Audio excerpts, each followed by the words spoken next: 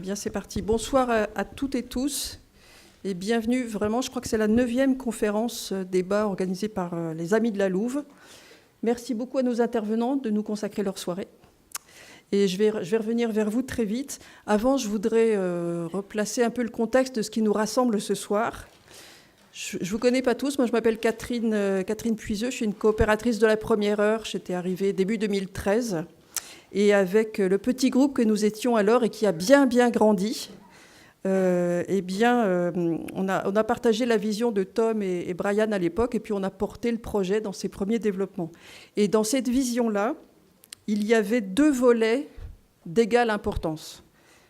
Bien sûr, premier projet, c'était de mettre sur pied le magasin du 116 rue des Poissonniers sur le modèle de Park Slope, ce génial endroit qui nous permet de faire des courses plus intelligemment. Donc, la première partie du projet, évidemment, l'ouverture de ce magasin. Mais il y avait aussi un deuxième volet extrêmement important qui était le volet de l'éducation populaire. Et c'est ce qu'on fait ce soir. C'est ce qu'on peut faire dans ce gigantesque réseau de bientôt 4500 coopérateurs actifs. Je crois que c'est le chiffre que nous sommes aujourd'hui. Et donc, c'est un formidable potentiel de transformation, d'apprentissage, de partage de pratiques, d'informations, etc. Et c'est pour ça que je suis particulièrement heureuse que nous ayons rencontré cet objectif maintenant, et la soirée ce soir en est un bon exemple. Alors, toutes ces questions d'organisation, de partage d'informations ou de moments de fête aussi, d'ailleurs, à l'intérieur de la Louve, parmi l'ensemble des coopérateurs et tous leurs sympathisants, parce qu'il n'y a peut-être pas que des coopérateurs ce soir non plus, c'est porté par l'association Les Amis de la Louve, donc une deuxième structure juridique à côté du magasin. Et l'association Les Amis de la Louve, qui est dirigée par un conseil d'administration, en fait, elle vous propose énormément de choses tout au long de l'année, dont les lundis sur la péniche Antipode, que vous connaissez déjà probablement, des balades à vélo ou en forêt, la fête de la Louve, Bernard vous en parlera bien sûr, et puis ces conférences comme celle-là, dans lesquelles on a traité de beaucoup de thèmes liés à l'alimentation ou de manière plus générale à notre vie, à notre bien-être. On a parlé du traité TAFTA, de la coopérative LIP, de semences et paysans, de privatisation de la nature, de perturbateurs endocriniens ou de coopératives d'habitat. Et bien sûr, il y a moult sujets encore que nous allons traiter dans le futur. Donc ça, c'est ce que fait l'association Les Amis de la Louve aujourd'hui, mais Bernard va nous dire ce qu'elle va faire demain, si tu veux bien, Bernard. Alors, tu peux prendre un micro là-bas.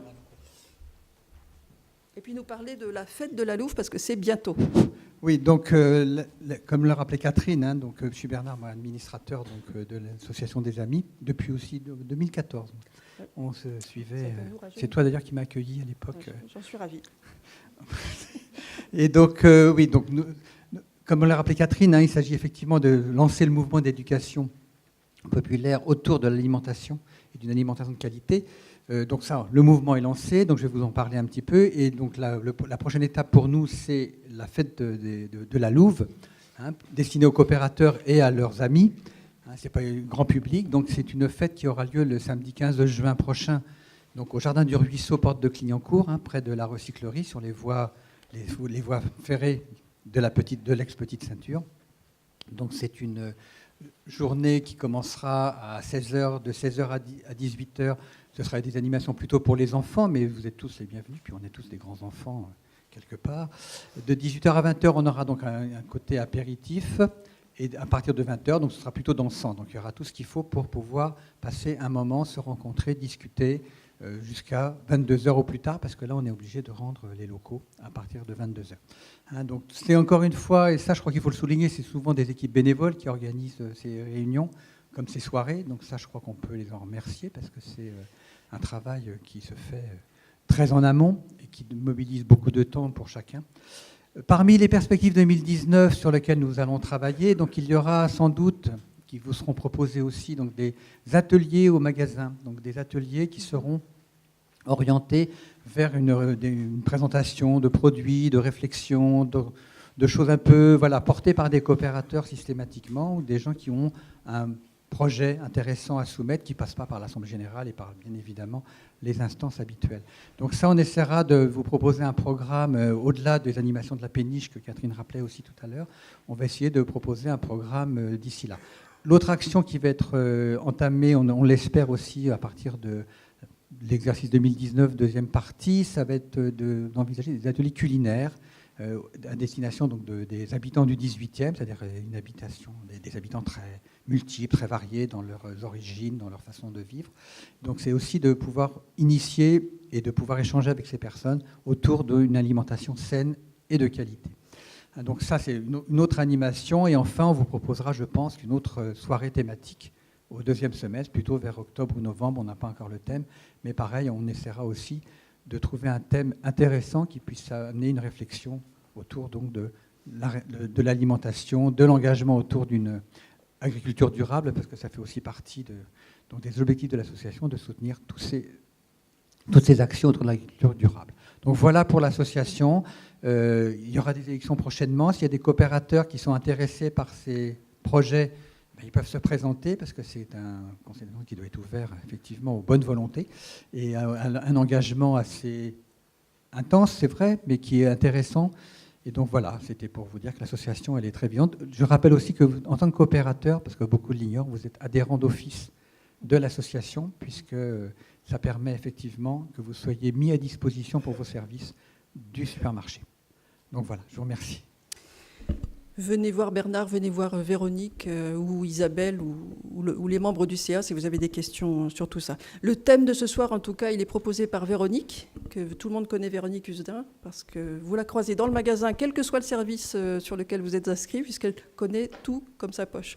Est-ce que qui est coopérateur ce soir dans la salle? Une majorité d'entre vous, je pense. Peut-être même tout le monde. Et qui n'est pas coopérateur, qui est sympathisant, ami? Très bien. Bienvenue, évidemment. Bienvenue, bienvenue. Donc le thème de ce soir, c'est un sujet assez compliqué, mais tout à fait passionnant. Je me suis portée volontaire pour l'animer parce que j'avais envie d'apprendre plein de choses.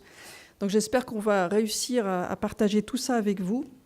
C'est un sujet qui concerne évidemment chacun d'entre nous, puisqu'il s'agit de notre alimentation, de notre santé, de notre bien-être de manière générale, d'une manière extrêmement importante. Donc c'est ce qu'on appelait auparavant la flore intestinale, qui a été rebaptisé microbiote, et on découvre qu'il s'agit d'une sorte de micro-monde, en fait, de 40 000 milliards de bactéries, soit des êtres vivants qui travaillent à construire notre santé, en nous et avec nous. Et on parlera de symbiose, je pense que Joël reviendra forcément sur ce thème. Donc les questions qu'on va se poser ce soir, moi j'en ai listé quelques-unes, mais je vous donnerai toute la deuxième partie de la soirée pour poser celles que je n'ai pas posées. On va demander à nos intervenants comment ce microbiote fonctionne-t-il, qu'est-ce qu'il fait pour nous, est-ce qu'il est ami ou ennemi, et dans quelles conditions, parfois cela passe-t-il d'un état à l'autre, comment le nourrir, puisqu'il nous nourrit aussi, comment nous nourrir et le nourrir, jusqu'où nous influence-t-il, peut-être jusqu'à notre cerveau, comment en prendre soin, est-ce qu'il peut être réparé une fois qu'il dysfonctionne? Et puis, qu'est-ce que ça ouvre comme perspective pour la manière de se soigner demain? Vous voyez, c'est un thème très vaste. Donc, je vais aller vers nos intervenants.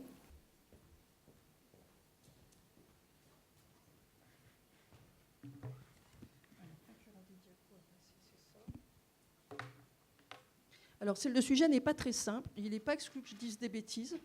Donc, vous me... Justement, pour l'intérêt aussi des participants, vous me reprenez dès que c'est nécessaire. Donc, je vais peut-être commencer par vous, Joël. Je vais essayer de vous faire comprendre pourquoi chacun de nos trois pionniers, parce que ce sont des pionniers, se sont passionnés pour ce sujet. Pardon ? Plus fort, d'accord.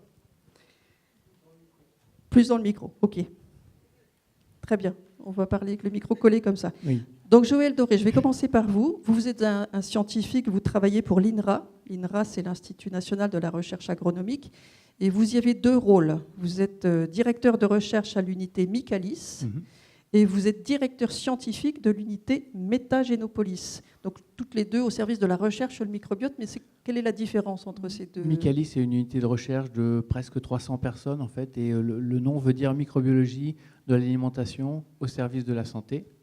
Et Métagénopolis, c'est une structure de service, une sorte de plateforme qui permettent de caractériser le microbiote intestinal de façon très très résolutive. En fait, on a les meilleurs outils possibles pour en faire une photographie au niveau des gènes, au niveau moléculaire. Alors, on reviendra sur ce terme de métagénomique. Vous travaillez sur le sujet depuis 25 ans, ou 35 ans. En fait, ouais. Mais nous, on a l'impression que ce sujet a explosé en fait, dans les toutes dernières années. Beaucoup de sujets, de livres, d'expositions sur le microbiote. Pourquoi tout d'un coup ce sujet vient vers le grand public de cette manière ? Alors c'est vrai qu'en 35 ans, moi je l'ai vu vraiment exploser tout récemment. Ce qui nous motive dans notre recherche, c'est principalement le fait qu'on a aujourd'hui, en termes de vécu épidémiologique au niveau sociétal, une augmentation incontrôlée des maladies chroniques.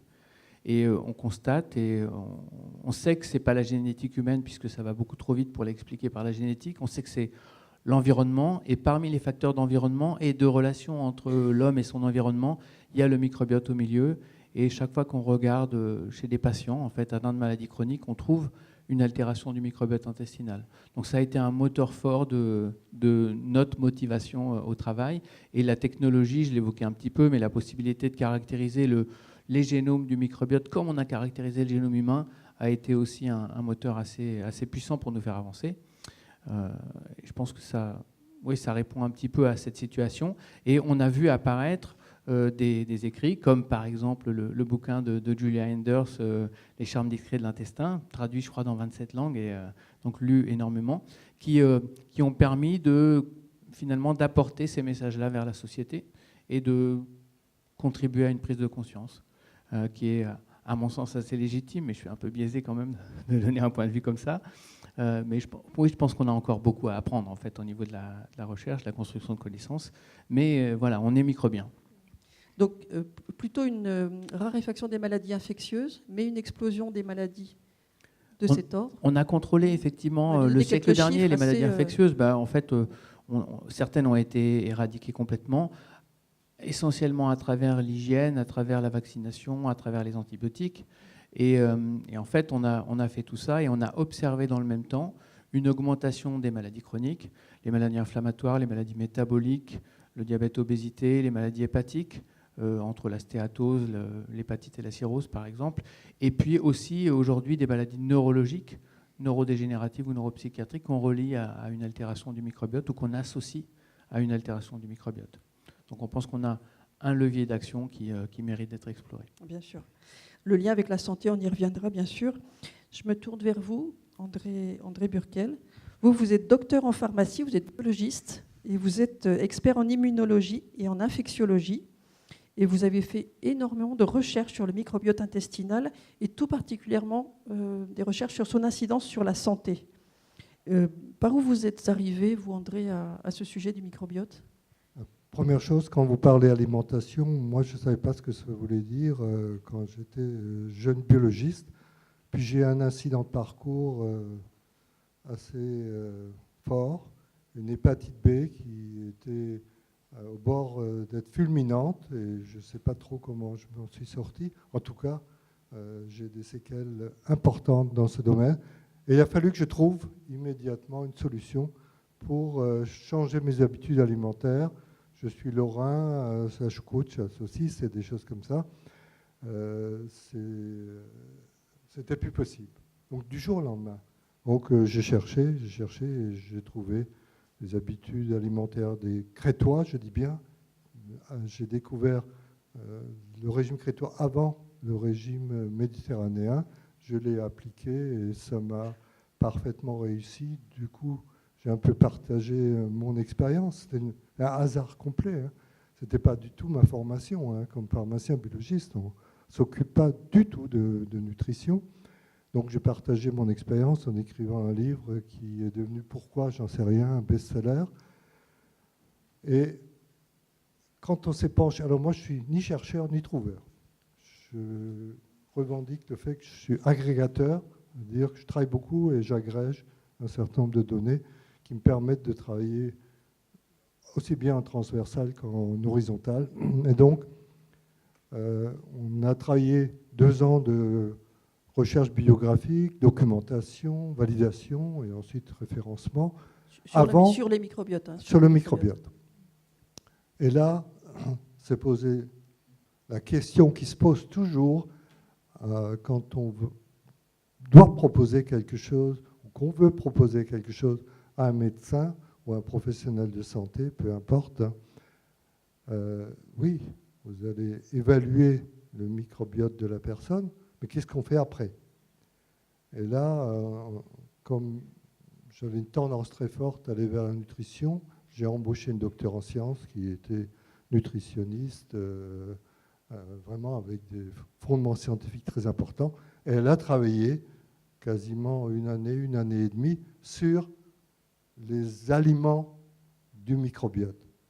C'est quelque chose de très spécifique. Ce ne sont pas tous les aliments, et surtout pas tous les aliments qui conviennent au microbiote. Et là, ça a été un bonheur fantastique parce que, évidemment, on l'a parcouru en long et en large avec un référencement scientifique extrêmement important.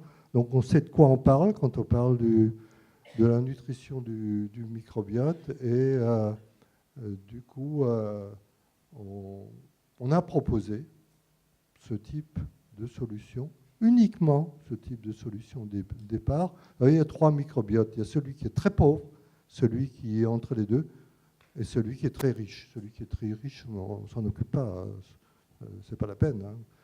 Ceux qui sont intéressants, ceux qui sont au milieu, mais surtout ceux qui sont très pauvres. Donc, les médecins ont proposé une alimentation pour le microbiote, et après une année, ou une année et demie après, ou 2 années après, on regardait si le microbiote s'était vraiment enrichi. Bien oui. Et c'était le cas. On va revenir tout à l'heure, bien sûr, en longueur sur la question de l'alimentaire. Florence Cognier. Florence, vous êtes naturopathe, vous êtes diplômée de l'école Kieffer, vous faites du conseil en nutrition, et plus généralement, d'ailleurs, vous aidez vos patients à rester en bonne santé. Oui, autonome et en bonne santé. Et vous venez d'écrire un livre, vous aussi, comme André, vous avez écrit un livre sur les épices, dont on parlera tout à l'heure.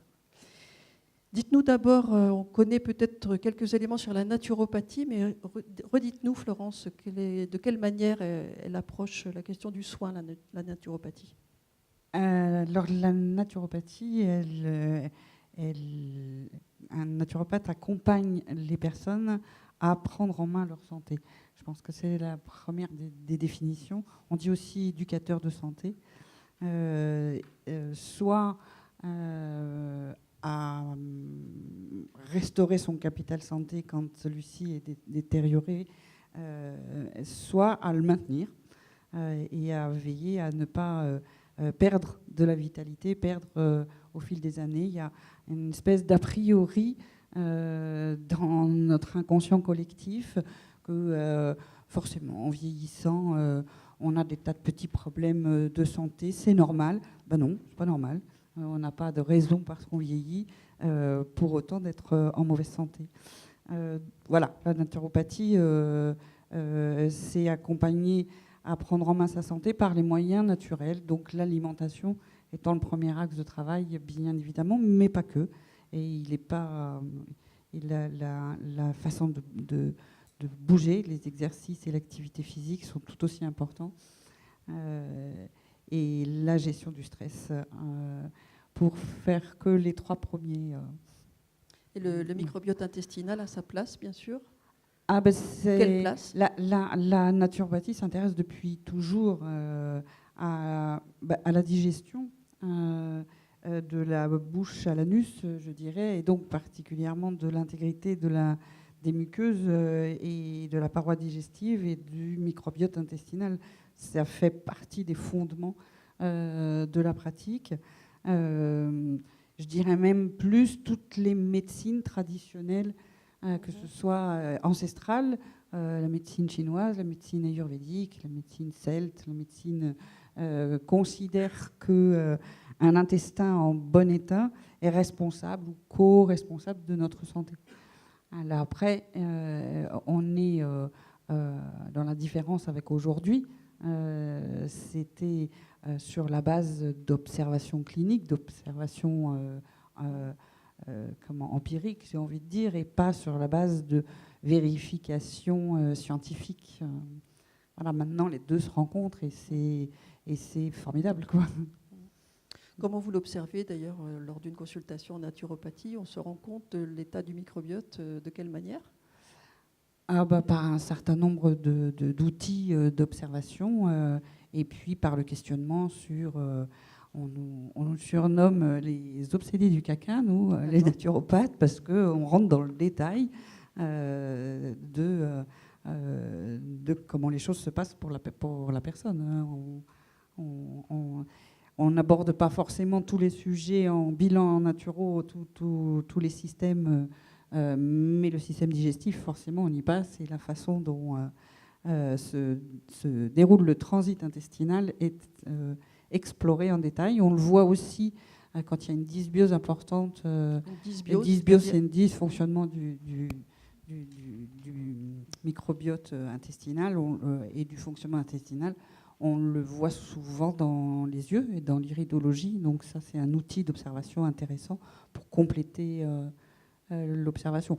Mais en fait, une perturbation de la flore intestinale se traduit généralement par des signes qui sont décrits et des dysfonctionnements qui sont décrits comme une gêne, voire plus qu'une gêne.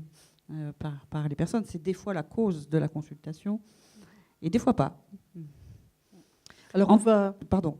Non, allez-y Florence. En tout cas, pas un seul de mes clients en naturopathie, on a toujours commencé par restaurer plus ou moins, selon les situations. Et des fois, pas toujours, hein, mais très souvent, ça a suffi à régler le dysfonctionnement. Le naturopathe ne traite pas de maladies lésionnelles, de maladies... ça ne se substitue pas du tout au médecin. C'est deux choses complètement différentes. En revanche, pour tout ce qui est de dysfonctionnement, hein, de l'ordre du fonctionnel, quoi, là, c'est tout à fait adapté. Alors, on va regarder comment il fonctionne, ce microbiote. On va le faire avec un petit film. Et Joël va se livrer à un exercice particulier qui est de le commenter en direct, parce que le film est en anglais uniquement. Et on ne va pas vous faire ça. En fait, on a enlevé le son. Donc voilà. Baptiste, on peut y aller pour le premier film. C'est parti. Donc, c'est un petit film qui a été préparé par Matt Pharma, qui vous parle, c'est assez flou, du microbiote, et qui insiste au départ sur l'aspect diversité, richesse, et qui tout de suite vous dit qu'on est microbien, mais on est surtout symbiose à travers la relation qui existe entre les microbes et les cellules humaines. Quand tout va bien, le microbiote est riche et diversifié. Il est diversifié en nombre d'espèces, par exemple, on le verra tout à l'heure, et c'est impacté par un grand nombre de choses. Le mode de naissance, l'alimentation précoce, l'âge, évidemment, l'alimentation et l'activité physique qu'on exerce. Et la symbiose traduit cette relation étroite entre les microbes et la partie humaine. Ça contribue à mettre en évidence les fonctions du microbiote, notamment la protection de la barrière intestinale, cette monocouche de cellules qui sépare le contenu intestinal du reste du corps, une stimulation ou une éducation de l'immunité, les cellules des défenses naturelles, et puis une contribution au métabolisme, à la dégradation de ce que nos enzymes humaines ne sont pas capables de digérer pour en tirer de l'énergie. Et quand les choses ne vont pas bien, souvent sous l'effet de divers stress, c'est là où on parle de dysbiose en fait. C'est aussi le cas quand on prend des médicaments, on va perturber le microbiote intestinal et ça va entraîner des pertes de fonctions, de ces fonctions protectrices qu'on a évoquées, notamment une rupture écologique nous fait perdre la fonction de barrière et on a également une altération de l'immunité et ou de la perméabilité intestinale qui sont souvent les premières conséquences et qui font écho à ce qu'évoquait Florence à l'instant. On reviendra sur tous ces concepts-là parce que ça va vite. Donc, le premier rôle du microbiote, on va parler un peu digestion peut-être. Déjà, est-ce que ce microbiote, c'est un organe à part entière? Finalement, on a l'impression qu'il vit sa vie. Comment est-ce qu'on peut le qualifier? Alors, on parle d'organe à part entière au sens où c'est un ensemble de cellules assez complexes qui exercent des fonctions. C'est à peu près équivalent au foie en termes de nombre et de quantité de diversité fonctionnelle. Et donc, de ce point de vue-là, on peut parler d'un organe. Et il interagit avec le reste des organes du corps humain, et notamment le système immunitaire, le foie, et puis également les muscles et le cœur et le cerveau. Ça, on reviendra sur la question du lien avec le cerveau tout à l'heure. En tout cas, André, peut-être, Le terme d'immunité, moi, il ne me parle qu'à moitié. Donc, ce microbiote intestinal, il est garant de 70% de notre immunité. Vous voulez revenir un petit peu sur ce que ça signifie ? Quand on vient au monde, on n'a quasiment pas d'immunité, ou elle est quiescente. Et s'il n'y avait pas... notre immunité, c'est compliqué notre à capacité expliquer. à... Est-ce que le microbiote, c'est ami, ennemi ? Ça n'a pas beaucoup de sens. En tout cas, quelque chose qui aujourd'hui est encore très mal compris. Comment c'est possible que autant de bactéries, à un moment donné, soient capables non pas d'agresser le système immunitaire, mais de l'éduquer? Et ça, c'est formidable parce que ça explique pourquoi, par exemple, 70% du système immunitaire est au niveau intestinal. C'est parce qu'il y a beaucoup d'éducateurs, qui sont donc des bactéries, qui sont présentes. Et plus on a d'éducateurs présents, plus on a un système immunitaire diversifié. La diversification existe partout, diversifié, et donc capable après de gérer un certain nombre de problèmes. Et il n'y a que quand ce sont des agents pathogènes, c'est-à-dire très agressifs, qu'on voit une infection, qu'on voit de la température, qu'on voit tout ça, mais au niveau du microbiote intestinal, ce n'est pas le cas. Donc, et c'est comme ça au niveau de toutes les muqueuses, où le système immunitaire est essentiellement formaté et éduqué par toutes les muqueuses de l'organisme, parce qu'il y a des microbiotes de la peau, parce qu'il y a un microbiote vaginal, parce qu'il y a un microbiote, plein d'endroits ont des microbiotes, et c'est comme ça qu'on éduque et qu'on diversifie nos capacités immunitaires. Et quand ce n'est pas le cas, eh bien, nos capacités immunitaires sont défaillantes à cause de cela. Donc ce microbiote en bonne santé nous protège d'énormément de choses. Vous aviez même cité des liens à faire avec la sclérose en plaques, par exemple, lorsqu'on s'était parlé avant cette conférence. Je préfère, moi, parler plutôt, ça c'est plutôt Joël qui devrait répondre, moi je préfère parler de mon expérience au niveau nutritionnel, parce qu'on dit souvent les antibiotiques c'est pas bon pour les intestins, certains médicaments c'est pas bon, mais la première chose qui n'est pas bonne, c'est une alimentation qui n'apporte pas ce qu'il faut au microbiote. Alors on va y venir sur ce champ de l'alimentation. On va y venir même tout de suite, évidemment. C'est l'essentiel. Sur le fonctionnement, on peut peut-être rester un petit peu quand même, Joël, sur les rôles... montrer quelques diapos en fait, que j'ai amené ici. Ces diapositives, elles illustrent la paroi intestinale et le microbiote. Donc, on l'évoquait. Ça, c'est la paroi intestinale. Les gros paquets bleus, c'est les noyaux de nos cellules à nous, les cellules humaines. Et ça, c'est le contenu d'intestin où on voit des petits points qui sont des bactéries. Il y a, comme on l'évoquait, des champignons, des levures, des archées, une grande diversité de micro-organismes. Et on voit que l'interaction, elle se fait de façon potentiellement assez forte, en fait, puisqu'il n'y a vraiment qu'une monocouche de cellules qui sépare les deux. Et c'est principalement dans l'intestin qu'on a cette densité de population. Alors, c'est de la bouche à l'anus. Hein. On rencontre le monde microbien au moment de la naissance, comme André l'évoquait, et puis on va devenir microbien progressivement. Mais en gros, on construit en termes de richesse et de diversité le microbiote de l'adulte à partir de l'âge de 3 ans. Et donc après, ça va être remarquablement stable, en fait, hein, sauf traitement antibiotique ou chirurgie ou intervention, changement nutritionnel très fort. Et donc, on a des populations microbiennes autochtones, c'est-à-dire qu'elles sont là, elles n'ont pas besoin d'être renouvelées par des apports extérieurs, dans la bouche, dans la partie de l'estomac qu'on ne voit pas ici, et puis l'intestin grêle, qui est ce long tube, et le côlon, qui est la partie distale du contenu intestinal, et qui, lui, est un endroit où les choses ralentissent un petit peu, où on a déjà digéré l'essentiel de ce que l'aliment nous apporte, et ce qui reste, c'est ce que nos enzymes ne sont pas capables de métaboliser. Et par contre, ça va être une source de carbone et d'énergie pour nos microbes. Et c'est dans le côlon qu'on a les plus grandes populations microbiennes en termes de densité et de diversité. Donc on retrouve ici l'intestin grêle et puis le côlon. On voit bien que ça s'élargit, donc le transit intestinal va être plus lent. Le rôle du côlon principal, c'est finalement de récupérer l'eau. Donc c'est important pour la physiologie intestinale. Dans l'intestin grêle, c'est là où se fait l'interaction majeure avec le système des défenses naturelles, avec le système immunitaire qu'on évoquait. Il y a un petit peu moins de bactéries. On va jusqu'à à peu près 1 million de bactéries par millilitre à la fin de l'intestin grêle. Et puis tout de suite, comme ça ralentit, on passe à plutôt 100 millions à 1 milliard de bactéries par millilitre de contenu. Et jusqu'à la fin, ça augmente en fait. Et on est à peu près 1000 milliards à la sortie, même un peu plus.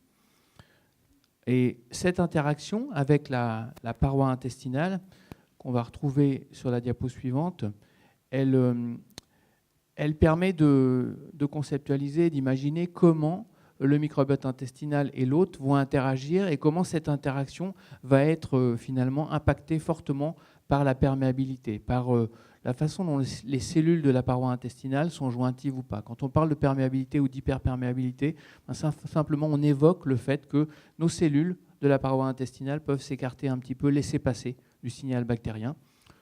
Tous ces composés qui sont produits en permanence par nos microbes intestinaux, et on imagine bien que s'il y a trop de passage, ça va entraîner des dérèglements.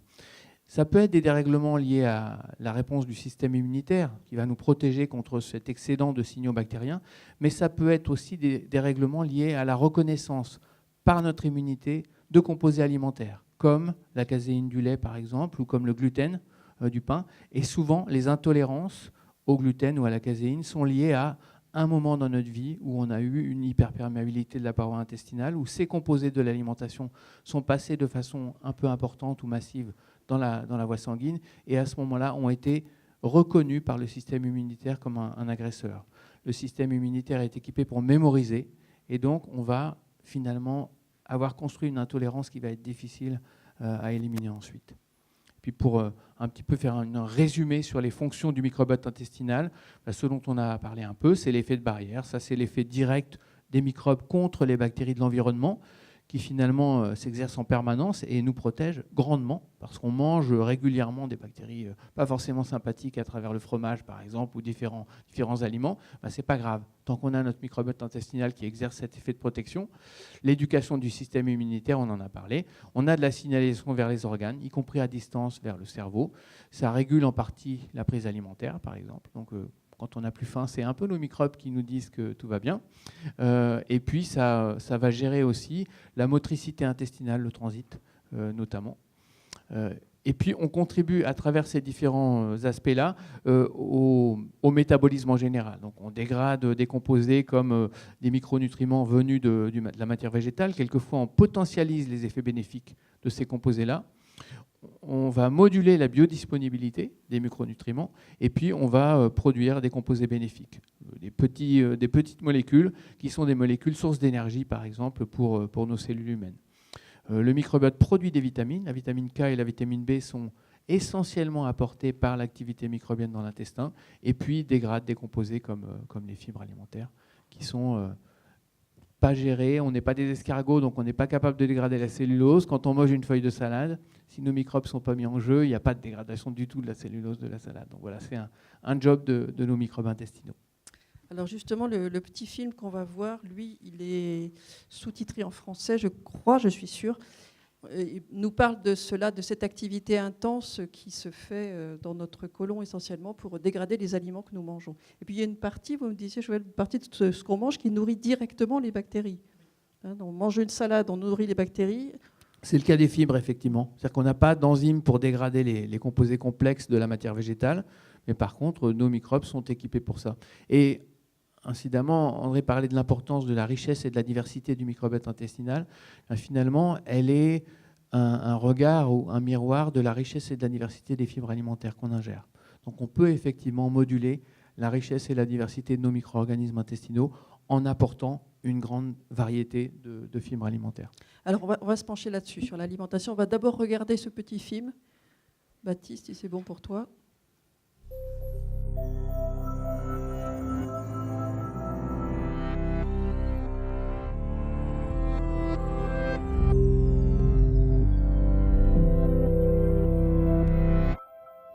Being human. We each view ourselves as a unique and independent individual. But we're never alone. Millions of microscopic beings inhabit our bodies, and no two bodies are the same. Each is a different habitat for microbial communities, from the arid deserts of our skin to the villages on our lips and the cities in our mouths. Even every tooth is its own distinctive neighborhood. And our guts are teeming metropolises of interacting microbes. And in these bustling streets of our guts, we see a constant influx of food, and every microbe has a job to do.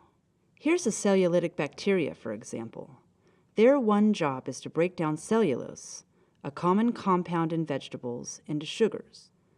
Those simple sugars then move along to the respirators, another set of microbes that snatch up these simple sugars and burn them as fuel.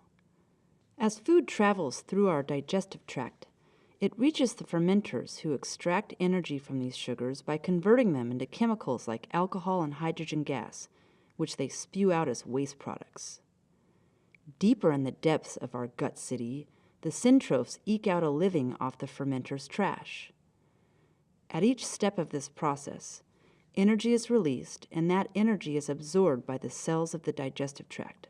This city we just saw is different in everyone. Every person has a unique and diverse community of gut microbes that can process food in different ways. One person's gut microbes may be capable of releasing only a fraction of the calories that another person's gut microbes can extract. So what determines the membership of our gut microbial community? Well, things like our genetic makeup and the microbes we encounter throughout our lives can contribute to our microbial ecosystems. The food we eat also influences which microbes live in our gut. For example, food made of complex molecules like an apple requires a lot of different microbial workers to break it down. But if a food is made of simple molecules like a lollipop, some of these workers are put out of a job. Those workers leave the city, never to return.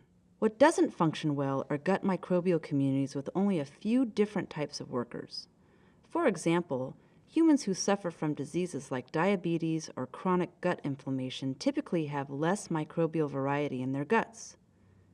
We don't fully understand the best way to manage our individual microbial societies, but it is likely that lifestyle changes, such as eating a varied diet of complex plant-based foods, can help revitalize our microbial ecosystems in our gut and across the entire landscape of our body. So we are really not alone in our body.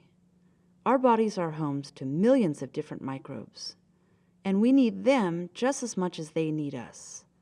As we learn more about how our microbes interact with each other and with our bodies, we will reveal how we can nurture this complex invisible world that shapes our personal identity, our health, and our well-being.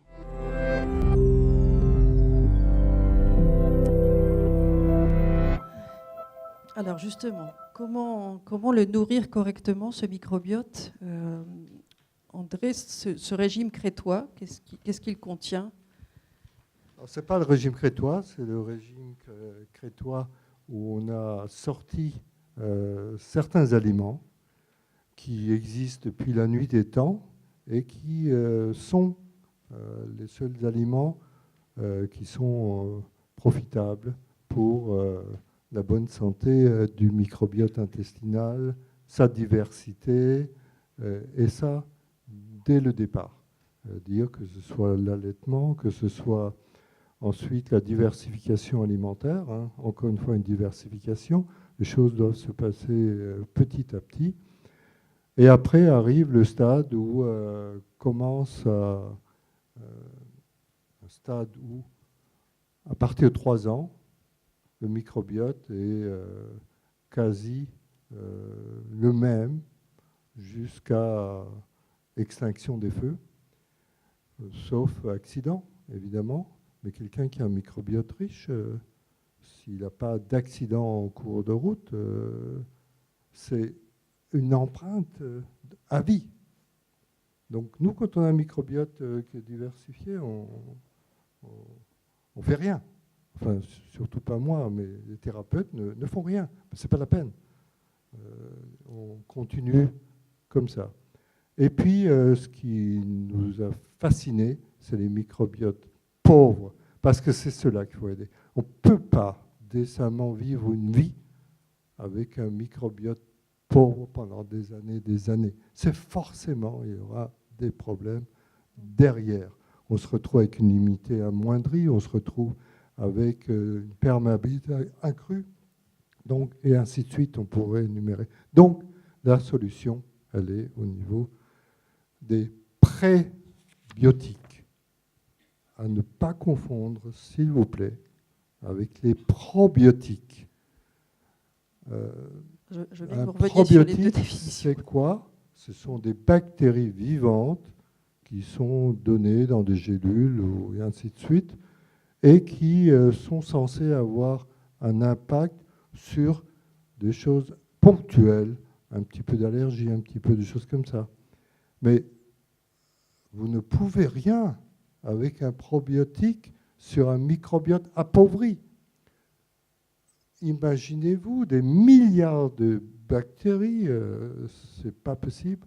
Le petit probiotique qui arrive, il n'y a aucune chance. De toute façon, il ne peut pas s'implanter, il rentre, il sort. 4 jours, 5 jours, et ainsi de suite. Donc, pourquoi ne pas profiter de la seule chose qui est efficace? Ce sont les prébiotiques. Donc, ce sont des... Alors, si vous ne voulez pas vous tromper, le seul message qui importe ici, c'est qualitatif, quantitatif. Qualitatif, les fibres. Quantitatif, 30 à 40 grammes. Ce n'est pas pour rien que l'OMS et d'autres sociétés martèlent depuis des années, le français ne consomme pas assez de fibres.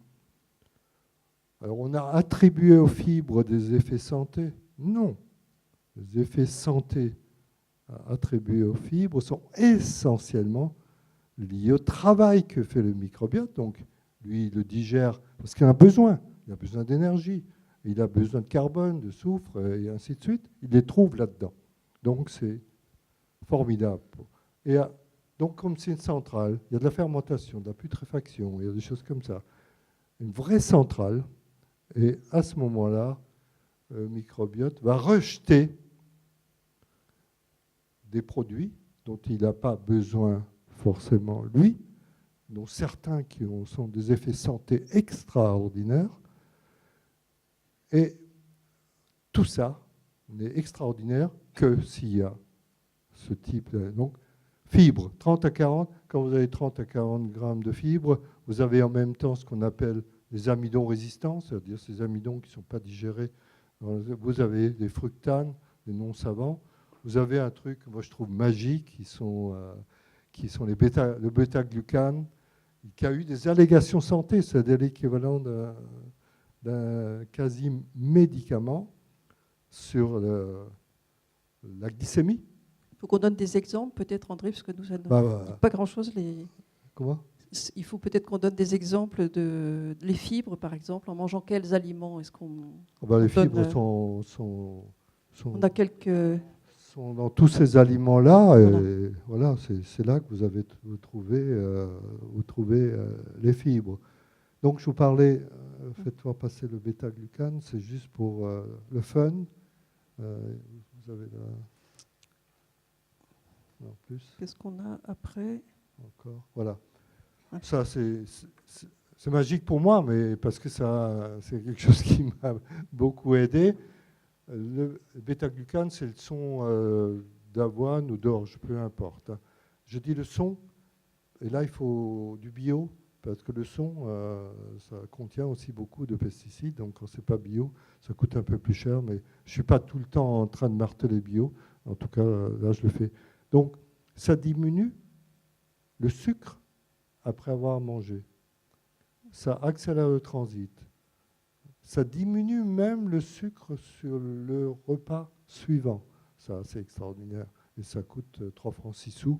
Et vous avez là quelque chose qui confine vraiment à la perfection. Et enfin, les polyphénols. Polyphénols, c'est tout ce qui est dans beaucoup de fruits, beaucoup de choses qui sont du type des arômes, ou des choses comme le curcuma, des choses comme ça, qui contiennent énormément. Il faut diversifier, plus ou diversifier, parce que la diversification permet aux bactéries aussi de profiter du polyphénol, ça les protège, c'est antioxydant, et puis ça fait plein de choses. Et derrière, pareil, il y a des substances très bénéfiques qui sont fabriquées. Il n'y a que les prébiotiques qui sont capables de ça. Changer de nourriture et introduisez beaucoup de protéines, ben, c'est plus du tout le même microbiote. Le microbiote, il ne peut pas vivre de choses comme ça. Donc, les bactéries qui habituellement sont très diversifiées s'étiolent, diminuent, et du coup, les bactéries qui servaient à pas grand-chose trouvent leur festin dans les protéines, leur festin dans le gras. Et c'est là que je dis que l'alimentation, c'est probablement le facteur le plus important de pauvreté du microbiote intestinal. Et j'ai la chance de travailler, de faire des évaluations de microbiote, d'avoir pu suivre maintenant sur 4 ans des microbiotes de personnes qui avaient un microbiote pauvre. C'est fantastique quand vous voyez revenir à la surface des bactéries qui étaient là, des fifrelins, et qui reviennent à la surface et on voit la personne redevenir riche, diversifiée au niveau de son microbiote. N'ayez pas peur des prébiotiques. Vous voyez ici un tas de choses, des haricots, vous voyez des fèves, vous voyez... moi, j'ai trouvé ma solution, je vous la donne, mais c'est la mienne. Hein. Vous ne pouvez pas l'appliquer pour vous. Moi, je dois faire attention. Ça ne paraît pas, mais quand je ne fais pas attention, je prends du poids. C'est comme ça. Et donc, je dois faire très attention aux calories. Or, si vous restez trop sur les légumineuses, vous risquez de prendre du poids. Donc, il y a plein d'autres aliments. Moi, c'est les asperges, c'est les oignons, c'est l'ail, c'est le topinambour, c'est des choses comme ça. Et si vous ne supportez pas, ben commencez comme les bébés. Il faut réapprendre à tolérer. Et c'est tout à fait possible. Bon, c'est pour ceux qui n'ont vraiment pas de chance. Moi, il y a des choses que je ne supporte pas, je ne les mange pas. On ne va pas, parce qu'un aliment est sain, dire je vais manger cet aliment. Si on ne supporte pas et si on ne l'aime pas, ce n'est pas la peine. C'est quelque chose à vivre. Alors, dernier détail. Les personnes qui ont un microbiote pauvre, qui retrouvent de la richesse, il faut continuer à vie. Sinon, ça fait ploup. Vous revenez en arrière.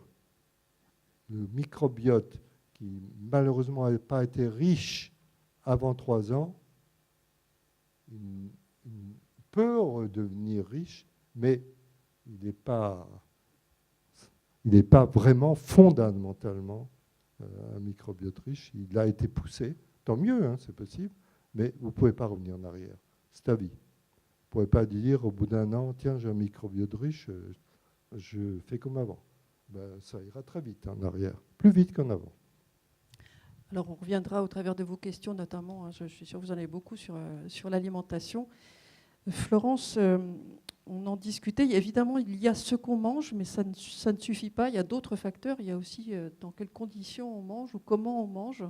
Et ça, la naturopathie, c'est aussi apporter des éléments là-dessus. Oui, il y a beaucoup d'éléments qui entrent en compte. Je suis d'accord avec Alain, c'est l'alimentation le premier facteur. Mais d'autres, la manière de s'alimenter compte aussi. Le fait en particulier, par exemple, de mastiquer. On n'imagine pas à quel point c'est important. Nous, les naturaux, on a tendance à dire que la moitié des dysfonctionnements de digestion sont résolus par la mastication. Pour mon exemple personnel, quand j'ai découvert comment fonctionne le microbiote, comment fonctionne le tube digestif, ça a répondu à mes questions sur mes dysfonctionnements intestinaux depuis des années et des années pour lesquels je n'avais pas de réponse. Et pratiquement en réglant quelques erreurs alimentaires et en mastiquant, j'ai retrouvé un transit normal et j'ai perdu 20 kilos. sans faire de régime restrictif. Ça agit du coup sur la surcharge pondérale en quelques mois, bien sûr, hein, il faut le temps de réimplanter tout ça. Mais la mastication, on a tendance aujourd'hui tous à manger sur le pouce très vite, en faisant autre chose. La mastication, elle a de très très nombreuses actions, pas seulement mécaniques, bien sûr. On a des dents, c'est pour broyer, l'estomac n'en a pas. Si on ne broie pas, eh bien, l'estomac il va avoir un surcroît de travail, et encore, il ne va pas forcément pouvoir tout faire. Il y a le fait que la salive a des fonctions vraiment importantes, notamment enzymatiques. Il y a aussi le fait que ça donne le temps au cerveau aussi de recevoir des informations via les papilles et de donner des informations. Tout communique. Et il faut donner le temps, il faut manger en conscience, il faut bien mastiquer. Je dis souvent, pour retenir comment et combien il faut mastiquer, il faut mâcher le liquide et boire le solide. Donc voilà, d'ailleurs, vous pouvez faire une expérience quand vous mâchez du pain qui est un amidon et donc un sucre qui n'a pas de goût sucré.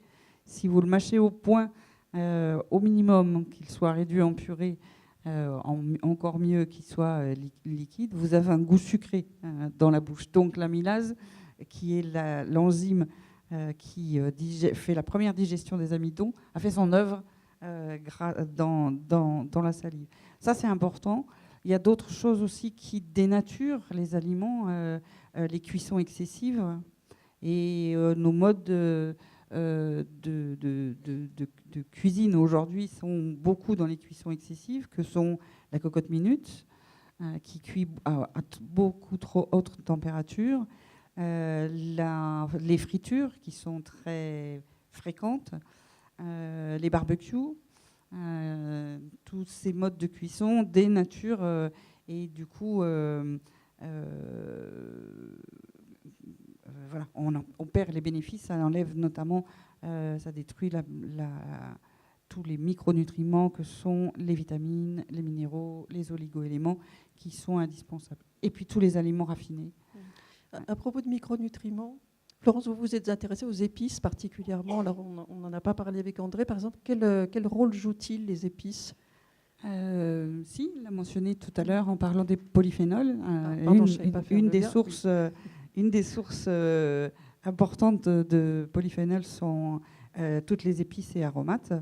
Les épices interviennent à de nombreux... elles ont de nombreux bienfaits pour la santé, en particulier elles agissent sur la digestion. Elles sont toutes, sans exception, antioxydantes, ce qui est aussi bénéfique pour le microbiote, par le biais des polyphénols, entre autres, mais pas que, il y a d'autres substances. Et elles sont voilà, antiseptiques, elles ont voilà, beaucoup de c'est vraiment les plantes médicinales de la cuisine, les épices et aromates. Et on en mange, à part le poivre, le piment, qui sont des substances qui sont irritantes pour la muqueuse et qu'il faut vraiment consommer avec parcimonie. Tous les autres sont à consommer avec abondance. Et il faut augmenter notre dose d'épices et d'aromates dans nos habitudes alimentaires. Ça tombe bien, il y en a plein, la Louve. Plein. Ouais. Bonne qualité. Et quelle est la place des aliments et des boissons fermentées dans le... Est-ce que ça fait partie des solutions ? Kombucha, kéfir Ce sont des probiotiques. Ce sont des probiotiques. Ce sont des probiotiques. Donc, bactéries vivantes. Donc. Voilà. Il faut comprendre une chose.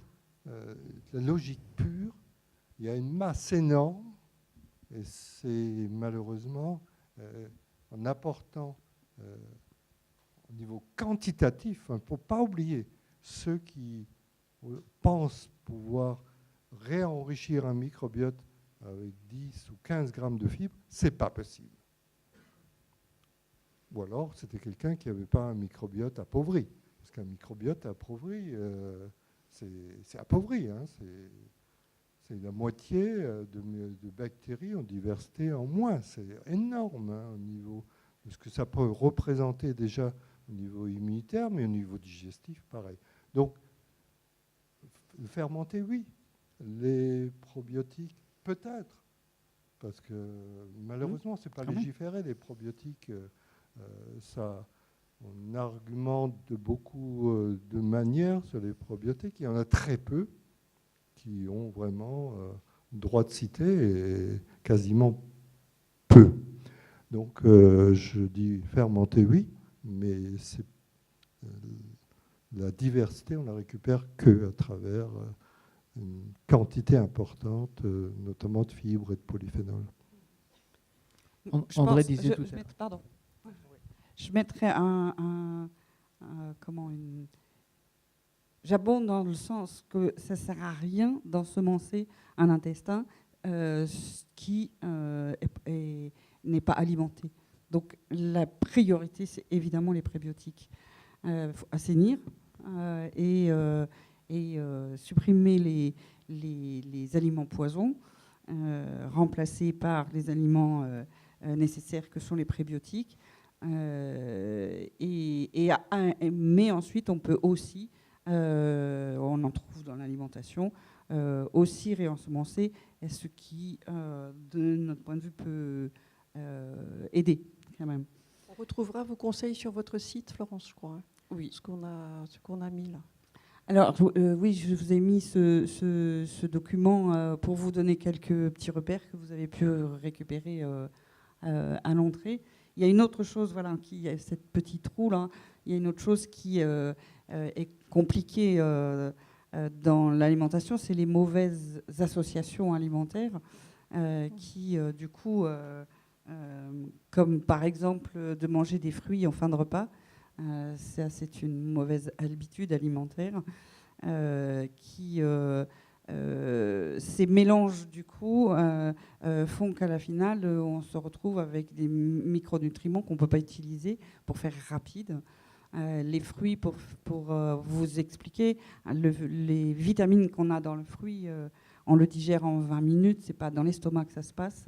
Et donc, si on le mange en fin de repas, il est enfermé dans l'estomac pendant 3 heures pour finir la digestion des protéines. Et donc, il n'y a plus de vitamines lorsqu'il arrive dans l'intestin, donc ça ne sert pas à grand-chose.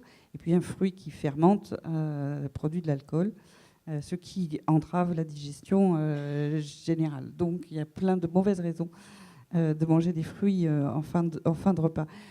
Voilà, il y a comme ça un certain nombre de choses. D'ailleurs, quand on s'écoute un petit peu, on se rend compte que le sucre à la fin du repas et les fruits, ça nous gêne. Quand on a arrêté cette habitude qui n'est pas difficile, on n'arrive pas à la reprendre après. C'est pourtant des habitudes très, très répandues. Alors, avant de vous donner la parole, parce qu'il est déjà 21h, on va discuter un petit peu avec Joël, notamment du lien entre microbiote et cerveau. Et on va le faire à nouveau avec un petit film de l'INRA, pas très long, il fait 1 minute 30, je crois, Baptiste, le dernier film, s'il te plaît.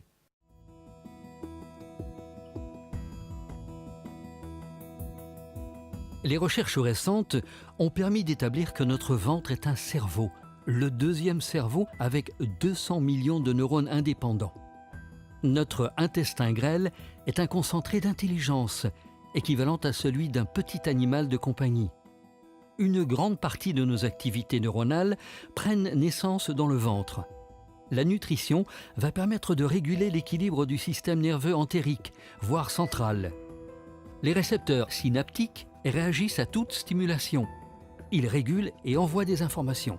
Par exemple, le neuromédiateur sérotonine est sécrété par le tube digestif. Conduit par le nerf vagal, il va influencer nos désirs, nos émotions. Nous pouvons donc influencer le système nerveux par l'alimentation, par la modification de l'écosystème entérique en lien direct avec le cerveau. Agir sur cet équilibre revient à agir sur l'organisme d'une manière générale.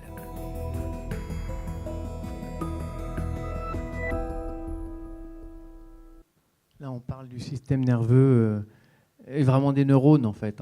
et donc un petit peu moins de la composante microbiote. Et ce qu'on a pu mettre en évidence récemment, c'est que le microbiote est un des acteurs qui signale vers le cerveau. Donc on savait bien qu'il y avait un axe cerveau-intestin. On sait que quand on a un examen à passer, les choses se passent peut-être pas tout à fait pareil dans l'intestin que d'habitude. Ça marche aussi dans l'autre sens en fait. Les micro-organismes dans l'intestin sont producteurs de certains précurseurs, de neuromédiateurs, donc de choses qui vont au niveau du cerveau agir sur notre perception d'anxiété par exemple, ou comme je l'évoquais, la perception de satiété, on a assez mangé. Et ça passe par la voie sanguine, donc ça peut être des petites molécules qui sont produites directement par les micro-organismes, et ça peut être aussi des signaux qui sont perçus par les neurones de l'intestin, qui ont été assez bien illustrés dans le film, et qui captent cette signalisation microbienne et puis qui vont la transmettre au cerveau ensuite. Ce qu'on a pu documenter, c'est que le microbiote est vraiment central.